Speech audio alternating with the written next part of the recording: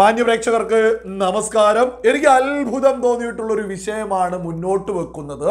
നമ്മുടെ രാജ്യ തലസ്ഥാനത്ത് പാർലമെന്റില് കത്തുന്ന വിഷയങ്ങൾ നടന്നുകൊണ്ടിരിക്കുക. പക്ഷേ നമ്മുടെ കേരളത്തിലെ പ്രമുഖ മാധ്യമങ്ങളിലൊന്നും തന്നെ യാതൊരു തര അന്തിചർച്ചകളും ആ വിഷയവുമായി ബന്ധപ്പെട്ടില്ല. അതേസമയം നമ്മുടെ ദേശീയ മാധ്യമങ്ങളിലൊക്കെ വലിയ ചർച്ചകൾ നടന്നുകൊണ്ടിരിക്കുക. നമ്മുടെ മാധ്യമങ്ങൾ എന്തുകൊണ്ട് വാർത്തകൾ കൊടുക്കുന്നില്ല, എന്തുകൊണ്ട് ചർച്ചകൾ നടത്തുന്നില്ല? ഒരൊറ്റ കാരണമേ ഉള്ളൂ. അടിച്ചത് രാഹുൽ ഗാന്ധി ആവുമ്പോൾ, പ്രതിപക്ഷ നേതാവാവുമ്പോൾ അത് ഫാസിസം എന്ന് പറഞ്ഞ് നിലവിളിക്കാൻ നമ്മുടെ കേരളത്തിലെ പ്രമുഖ മാധ്യമങ്ങൾക്ക് സാധിക്കില്ലല്ലോ. നമ്മളൊക്കെ തന്നെ മാധ്യമങ്ങളിലൂടെ, ദേശീയ മാധ്യമങ്ങളിലൂടെ കാണാൻ സാധിച്ചു നമുക്കൊക്കെ തന്നെ. എന്താ വിഷയം? നമ്മുടെ പ്രതിപക്ഷ നേതാവ് ഭരണപക്ഷത്തുള്ള 2 MP-മാരെ കയ്യേറ്റം ചെയ്തു, അടിച്ചിട്ടു, നിലത്ത് വീണു. 2 MP-മാര് തലക്കുൾപ്പെടെ പരിക്ക്. എന്നിട്ട് മാധ്യമങ്ങളോട് ഇതേ പ്രതിപക്ഷ നേതാവ് രാഹുൽ ഗാന്ധി രംഗത്തെത്തിയിട്ട് പറയാ, ഞാൻ ചെയ്തു, അങ്ങനെ ഉന്തിയാലൊന്നും തള്ളിയാലൊന്നും പരിക്കൊന്നും പറ്റില്ല എന്ന രീതിയിലാ മാധ്യമങ്ങളോട് ഈ രാഹുൽ ഗാന്ധി സംസാരിക്കുന്നത്. അപ്പൊ അടിച്ചു എന്നുള്ളതും പ്രതിപക്ഷ നേതാവ് അങ്ങ് സമ്മതിച്ചിട്ടുണ്ട്. അപ്പോ നമ്മുടെ കേരളത്തിലെ പ്രമുഖ മാധ്യമങ്ങൾക്ക് ഫാസിസം എന്ന് പറഞ്ഞ് നിലവിളിക്കാൻ സാധിക്കില്ലല്ലോ. അത് മാത്രമല്ല, വളരെ പ്രധാനപ്പെട്ട മറ്റൊരു വിഷയം നടന്നിട്ടുണ്ട്. രാജ്യസഭാ MP ഉപരാഷ്ട്രപതിക്കൊരു പരാതി കൊടുത്തിട്ടുണ്ട് പ്രതിപക്ഷ നേതാവിനെതിരെ. നാഗാലാൻഡിലെ രാജ്യസഭാ MP ആയിട്ടുള്ള ഫങ്നോൻ കൊന്യകാണ് ഈ ഒരു പരാതി കൊടുത്തിട്ടുള്ളത്. ഉപരാഷ്ട്രപതിക്ക് നേരിട്ടാണ് കൊടുത്തിട്ടുള്ളത്. പരാതിയുടെ കാരണവും പറയാ. രാഹുൽ അകാരണമായി തട്ടിക്കയറി എന്നാണ്. അതേപോലെ തന്നെ സ്ത്രീത്വത്തെ അപമാനിക്കുന്ന പെരുമാറ്റമായിരുന്നു രാഹുലിൻ്റേത് എന്ന് പറഞ്ഞ് പൊട്ടിക്കരഞ്ഞോണ്ട ഒരു വനിതാ MP, ആ വനിതാ MP-യെ അപമാനിച്ചതിന് ഉപരാഷ്ട്രപതിക്ക് പരാതി കൊടുത്തിട്ടുള്ളത്. ഇതൊന്നും തന്നെ ഇവിടെ മാധ്യമങ്ങൾ ചർച്ച ചെയ്യില്ല. സ്ത്രീക്കെതിരെയൊക്കെ ചെയ്തിട്ടുള്ളത് ഇവരുടെ ആരാധനാ കഥാപാത്രമാണല്ലോ. അടിച്ചതും ഇവരുടെ ആരാധനാ കഥാപാത്രം തന്നെയാണല്ലോ. പിന്നെ ഇവിടെ ഫാസിസം പറയാൻ പറ്റൂലല്ലോ. പ്രതിപക്ഷ നേതാവാണല്ലോ ഭരണപക്ഷത്തെ MP-മാരെ കയ്യേറ്റം ചെയ്തത്. അപ്പൊ ഫാസിസം എന്ന് പറഞ്ഞിറങ്ങിയാൽ ജനം പൂച്ഛിച്ച് തള്ളല്ലോ. അതുകൊണ്ട് അടങ്ങി നിൽക്കുക ഇവിടെയുള്ള മാധ്യമങ്ങളൊക്കെ തന്നെ. മറ്റൊരു പ്രധാനപ്പെട്ട വിഷയം അങ്ങ് മുന്നോട്ട് വെക്കാം.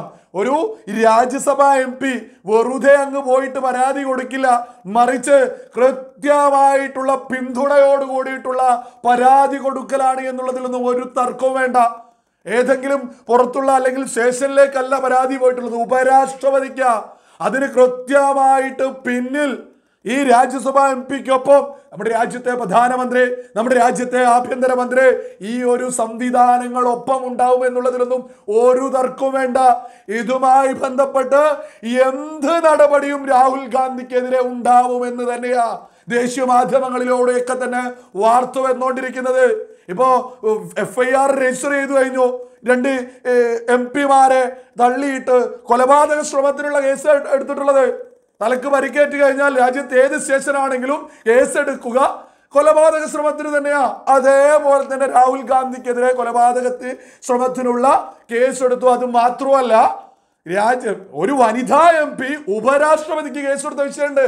ഇതിലൊക്കെ എന്ത് നടപടിയും ഉണ്ടാവും എന്നുള്ളത് തന്നെയാ ദേശീയ മാധ്യമങ്ങളിൽ ചർച്ച നടന്നുകൊണ്ടിരിക്കുന്നത്. ഇതൊക്കെ കേൾക്കുമ്പോൾ പ്രതിപക്ഷ നേതാവിനെതിരെ ഒന്നും ഒരു നടപടി ഉണ്ടാവില്ല എന്ന് ഇത്തരം ചിന്തയുള്ള സകല ആളുകളോടും പറയാനുള്ളത്, നമ്മുടെ രാജ്യത്തെ പ്രതിപക്ഷ നേതാവും നമ്മുടെ നാട്ടിൻപുറങ്ങളിലെ പ്രാദേശിക ലെവലുള്ള ഒരു രാഷ്ട്രീയ നേതാവുമായിട്ടുള്ള വിഷയമല്ല ഇപ്പോൾ നടന്നുകൊണ്ടിരിക്കുന്നത്. ഒരു ഭാഗത്ത് പ്രതിപക്ഷ നേതാവാണെങ്കിൽ മറുഭാഗത്ത് നമ്മുടെ രാജ്യത്തിന്റെ പ്രധാനമന്ത്രി, ആഭ്യന്തരമന്ത്രി, ഇത്തരം ശക്തരായിട്ടുള്ള ഒരു ഭാഗവും പ്രതിപക്ഷവും തമ്മിലുള്ള ഒരു പോരാട്ടം ഇപ്പോ ലോക്സഭയിൽ, രാജ്യസഭയിൽ, പാർലമെന്റില് നടന്നുകൊണ്ടിരിക്കുന്നത്. ഈ വിഷയത്തില് കടുത്ത തീരുമാനങ്ങൾ തന്നെ ഉണ്ടാവും.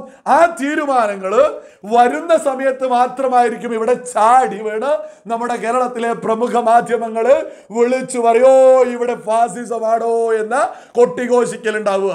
കടുത്ത നടപടികൾ തന്നെ. അതായത് ഭാരതീയ ജനതാ പാർട്ടിയും ഭരണപക്ഷവും കൃത്യമായിട്ട് രണ്ടും കൽപ്പിച്ചു തന്നെയാണ് ഈ വിഷയത്തിൽ രാഹുൽ ഗാന്ധിക്കെതിരെ നീങ്ങുന്നത് എന്ന് തന്നെയാ ഈ ദേശീയ മാധ്യമങ്ങളിലൂടെയൊക്കെ തന്നെ റിപ്പോർട്ടുകൾ വന്നുകൊണ്ടിരിക്കുന്നത്.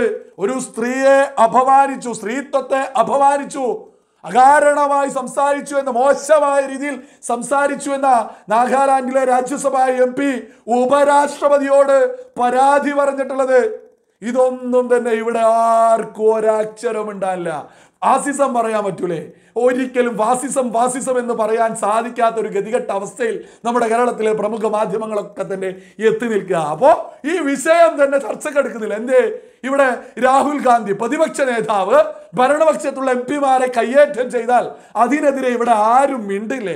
ഇതൊക്കെ കേരളത്തിലെ പൊതുസമൂഹം കൃത്യമായിട്ട് തിരിച്ചറിയണം. പിന്നെ ഇവിടെ കിടന്ന് ഒരുപാട് ആളുകൾ ഫാസിസം എന്നൊക്കെ പറയണം. മോദി സർക്കാർ ഫാസിസമാണ്, ഇവിടെ ഫുൾ അത്തരത്തിലാ ഇവിടെ ചർച്ച നടക്കാറുള്ളത്. നിങ്ങളൊക്കെ തന്നെ ഒന്ന് ലളിതമാക്കി ചിന്തിച്ചു നോക്കൂ. നമ്മുടെ രാജ്യത്തിനെതിരെ, നമ്മുടെ രാജ്യം ഉയർത്തിപ്പിടിക്കുന്ന നിലപാടിനെതിരെ നിരന്തരം ഇവിടെ അടുപ്പുകൂട്ടികൾ ചർച്ച നടത്തുന്നത് നമ്മൾ കാണാറില്ലേ? ഇതൊക്കെ മറ്റേതെങ്കിലും രാജ്യത്ത് നടക്കുമോ? ഇതിലും അപ്പുറം സ്വാതന്ത്ര്യം മറ്റേതെങ്കിലും രാജ്യത്തുണ്ടോ?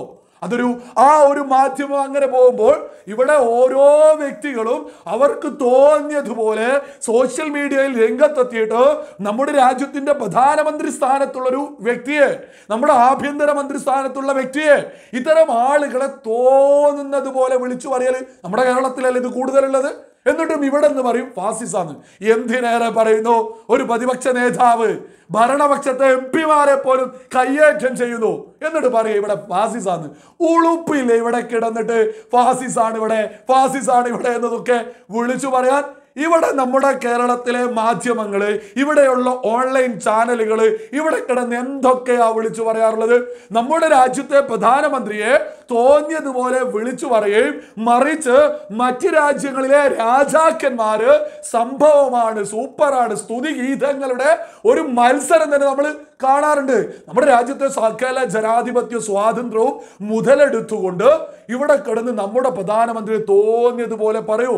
എന്നിട്ട് നമ്മുടെ പ്രതിപക്ഷ നേതാവിനെ മാത്രം പിന്തുണക്കുന്നവരല്ല, മറ്റ് രാജ്യങ്ങളിലെ രാജാക്കന്മാരെ പിന്തുണയ്ക്കാൻ പോകും. അതൊക്കെ എങ്ങനെയാ ബോധമുള്ള ആളുകൾക്ക് സഹിക്കാൻ സാധിക്കുക? ഇത്തരം സകല നെറികേടും നമ്മുടെ കേരളത്തിൽ ഉൾപ്പെടെ നിരന്തരം ആളുകൾ ചെയ്യുകയും ചെയ്യും. എന്നിട്ട് അതൊക്കെ ചെയ്യുന്ന ആളുകൾ പറയും ഫാസിസം അവിടെ. ഇത്തരം പറയുന്ന ഒരാൾ പോലും, ഒരു പ്രതിപക്ഷ നേതാവ് ഭരണപക്ഷ MP-മാരെ കയ്യേറ്റം ചെയ്തിട്ട് ഒരു സ്ത്രീ, ഒരു രാജ്യസഭാ MP ഈ പ്രതിപക്ഷ നേതാവിനെതിരെ പരാതി കൊടുത്തിട്ട് ഇവിടെ യാതൊരു തരത്തിലുള്ള അന്തിചർച്ചകളും ഒന്നും തന്നെയില്ല. ഇതൊക്കെയായി ബന്ധപ്പെട്ട് കൃത്യമായിട്ട് പ്രതിപക്ഷ നേതാവിനെതിരെ നടപടികൾ ഉണ്ടാവും എന്നുള്ളതിലൊന്നും ഒരു തർക്കവും ആർക്കും തന്നെ വേണ്ട.